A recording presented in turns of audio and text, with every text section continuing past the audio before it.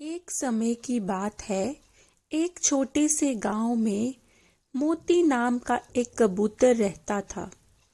मोती अपने सुंदर सफेद पंखों और होशियारी के लिए जाना जाता था, लेकिन उसकी खासियत थी उसकी चतुराई। गांव के दूसरे पक्षी अक्सर उसकी तारीफ करते थे।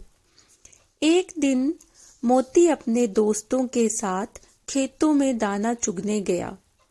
वहां उन्होंने देखा कि जमीन पर खूब सारा दाना बिखरा हुआ है। मोती के दोस्त बिना कुछ सोचे समझे दाना खाने दौड़ पड़े। मोती चेतावनी देते हुए बोला, रुको दोस्तों, मुझे कुछ गड़बड़ लग रही है। यह दाना यूं ही क्यों पड़ा है?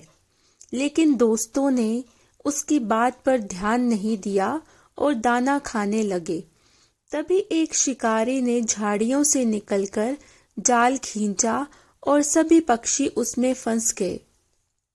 शिकारी खुश था और सोच रहा था कि आज उसकी अच्छी कमाई होगी, लेकिन मोती ने हार नहीं मानी। उसने अपनी चतुराई से एक योजना बनाई। मोती दोस्तों से बोला, डरो मत, अगर हम सब मिलकर उड़ेंगे तो जाल को उठाकर यहाँ से ले जा सकते हैं। सभी पक्षियों ने मोती की बात मानी। उन्होंने एक साथ जाल को अपने पंजों में पकड़ा और जोर से उड़ान भरी। शिकारी ने जाल को ऊपर उठते देखा तो वह भागकर उसे पकड़ने की कोशिश करने लगा, लेकिन पक्षी इतनी तेजी से उड़ रहे थे कि शिकारी के हाथ में कुछ नहीं आया। शिकारी गुस्से से कहने लगा, अरे ये पक्षी तो मेरी पूरी मेहनत पर पानी फेर गए। मोती ने अपने दोस्तों को पास जंगल में ले जाकर जाल को तोड़ने के लिए मदद मांगी।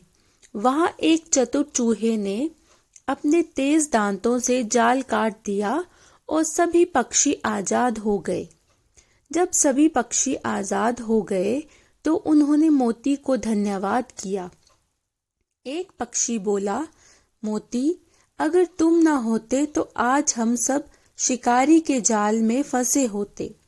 दूसरा पक्षी बोला, तुम्हारी समझदारी और चतुराई ने हमें नई जिंदगी दी है। इस कहानी से हमें ये सीख मिलती है कि समझदारी और एकता से किसी भी मुश्किल का हल निकाला जा सकता है। साथ ही कभी भी लालच में आकर बिना सोचे समझे किसी चीज को नहीं अपनाना चाहिए।